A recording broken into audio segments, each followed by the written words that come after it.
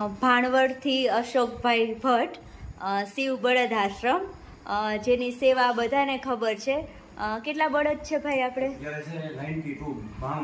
92 જેટલા બળદ છે એમની પાસે, અને એ સિવાય પણ અબોલ જીવોની ખૂબ સેવા કરે છે ભાઈ.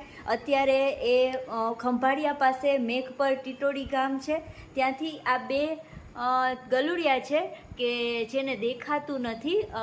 એકને તો બહુ ઓછું દેખાય છે અને એકને થોડું થોડું દેખાય છે, અને સાથે એક આ બીજું ગલુડિયું છે જે પણ એને રસ્તામાંથી મળ્યું છે.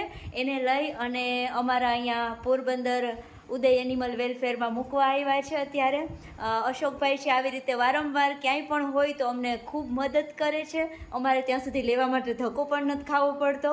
અશોકભાઈ, તમારો ખૂબ ખૂબ ધન્યવાદ કે તમે એને અહીં સુધી પહોંચાડવા મદદ કરી. સેવા કરો છો.